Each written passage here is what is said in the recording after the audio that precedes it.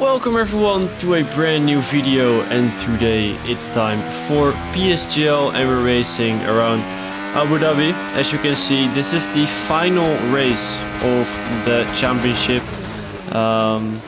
It's not been a great season, to be fair. I wouldn't really say it was a pace issue, but we tested the stewards a bit this season. We've had some penalties, post-race penalties that dropped us out of the points a couple of times. So no ideal, but it's all good practice for whenever the F1 esports season starts, and that will be the most important, of course. So preparation is good, and now this is our final Q1 lap. We are currently P12, felt like we need an improvement, and across the line it will be 8.223, P3 at the moment, and that was good enough for P5 in the end. Close? So yeah, quite happy with that lap, to be fair. Jarno actually out, and yeah, that's not ideal. Also, Wilson Hughes was out, and I believe that this was his final race ever in PSGL. I don't think he's gonna do any more racing after this competitively, but it's been a great journey.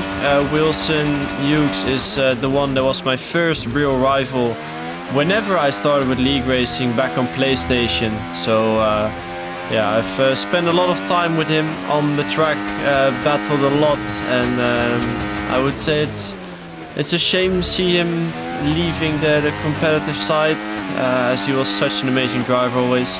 But now in Q2, first lap was a 0.18. I felt like it was a good lap, but it's P12.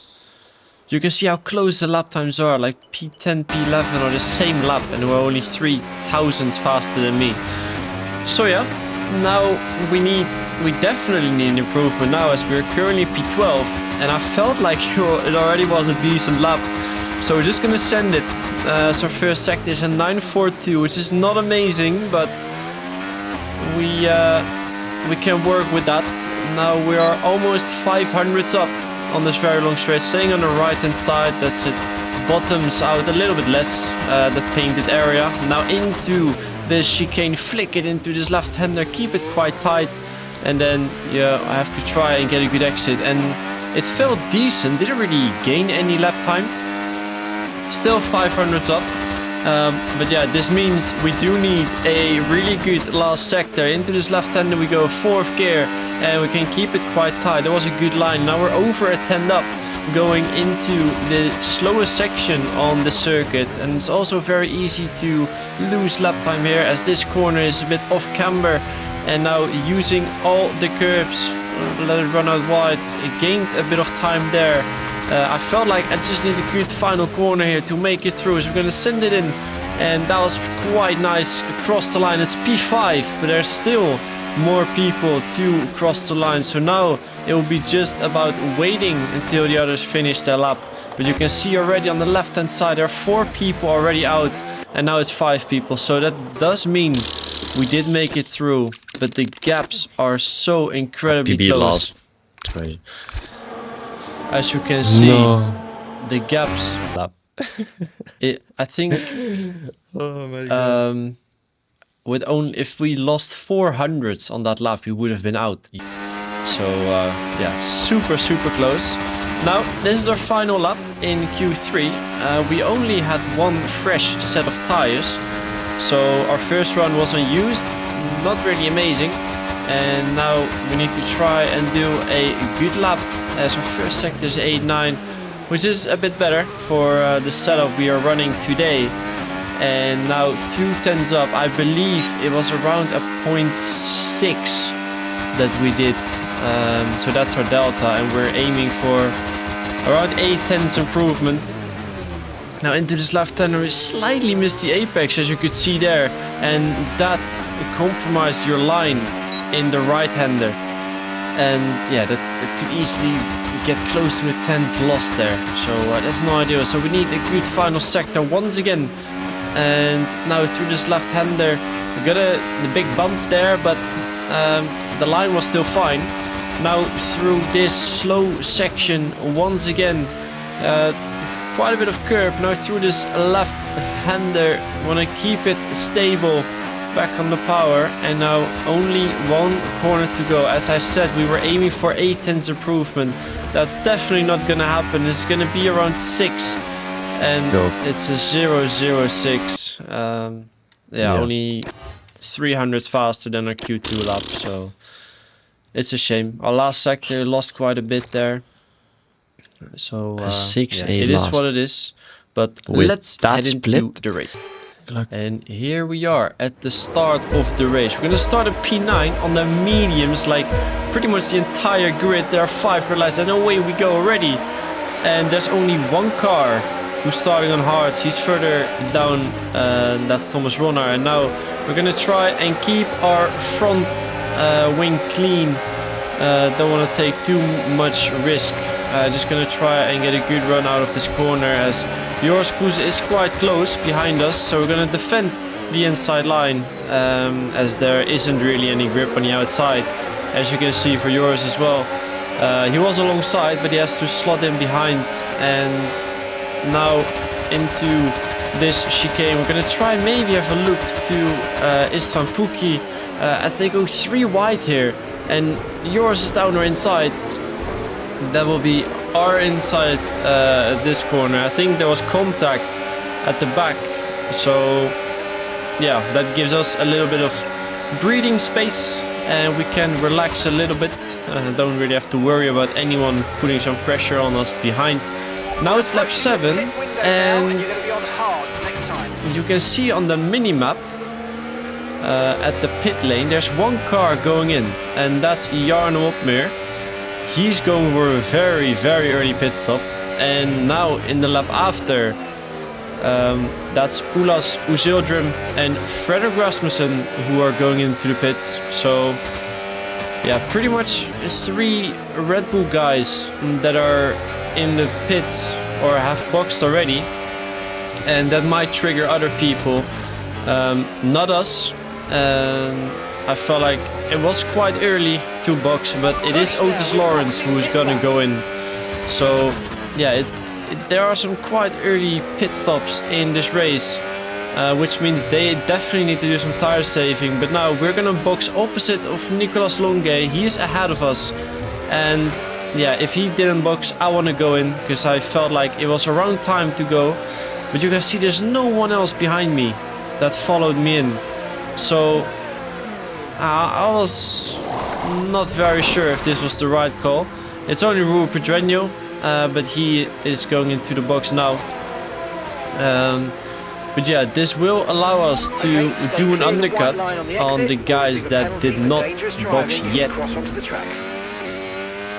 But also means that whenever other guys are boxing, I have no one behind me. That's the sort of defense. So whoever is boxing now will be behind me with fresher tires.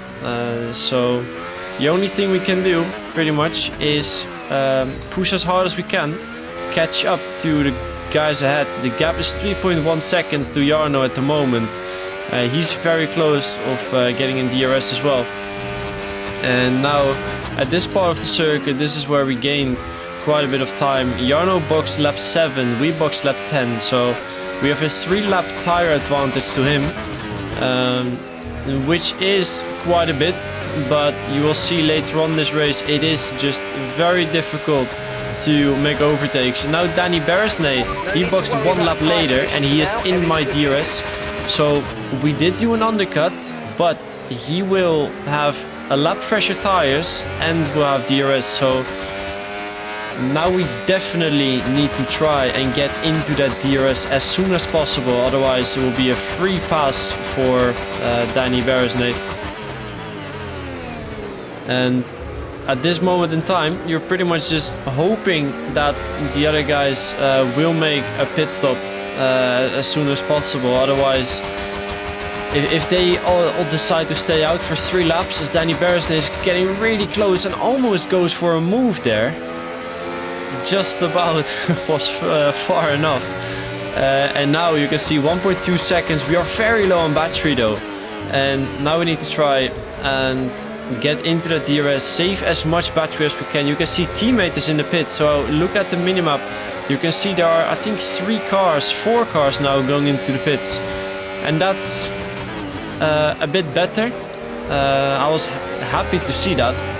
That means that we will get an undercut on them, and they will only have 2 lap fresher tires than us, so it's not a lot.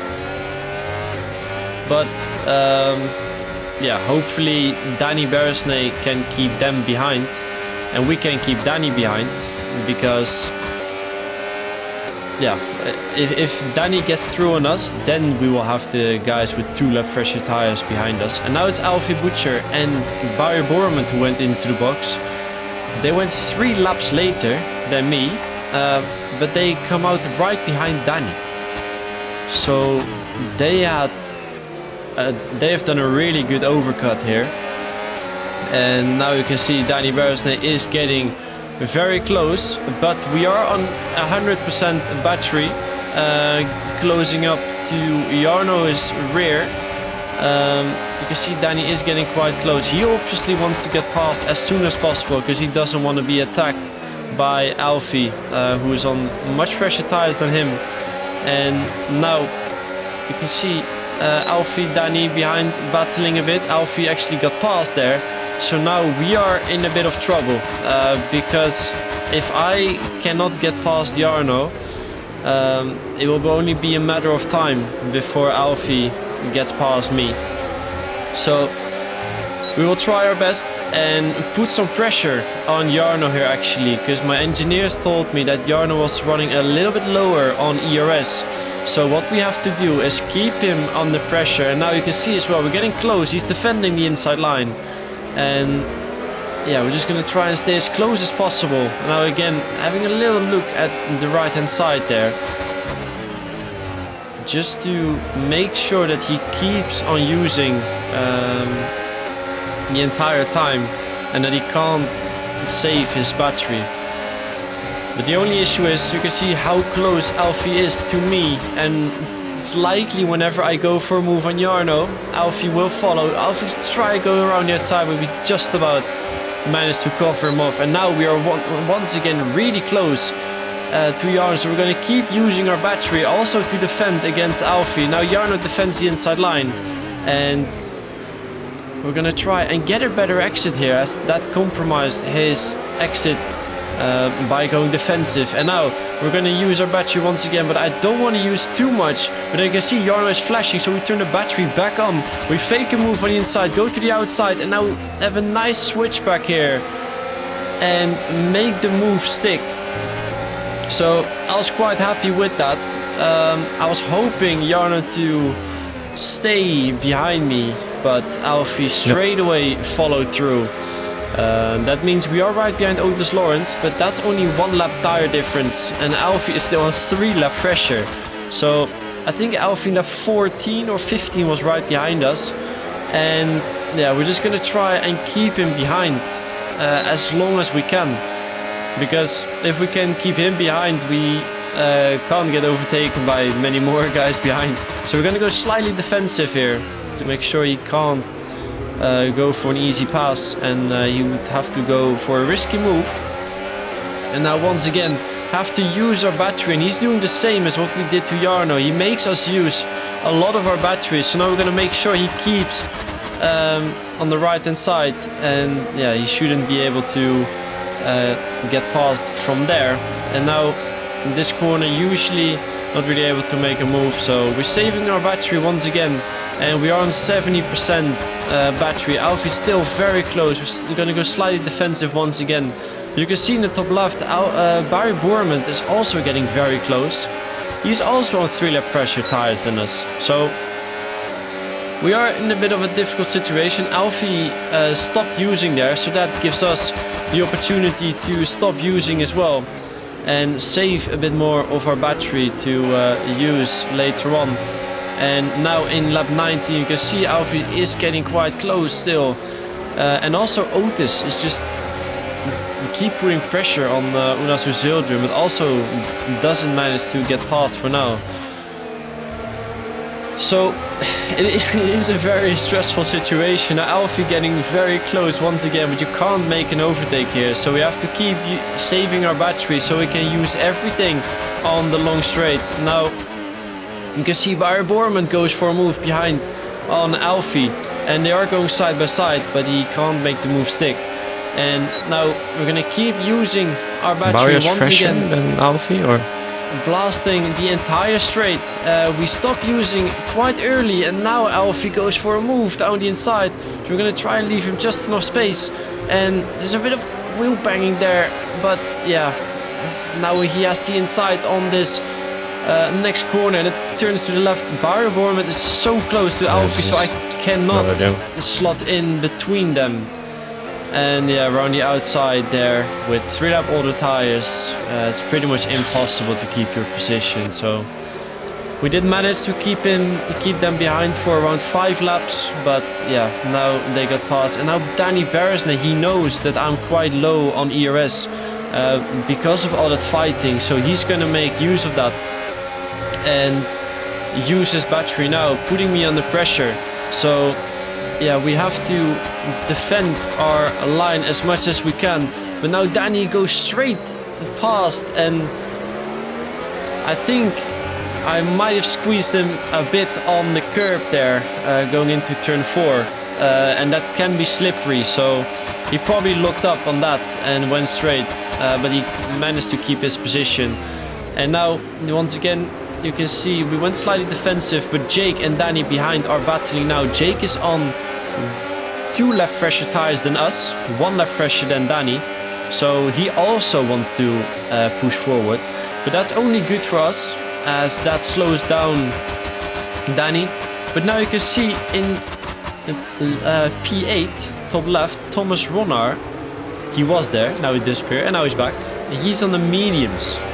He started, I think, in P12. He started on hards, and now he's on mediums. With 7 laps to go, and he's already in P7. Why are we letting Thomas through? So yeah, he's flying through 8 the laps field at the moment. GG. And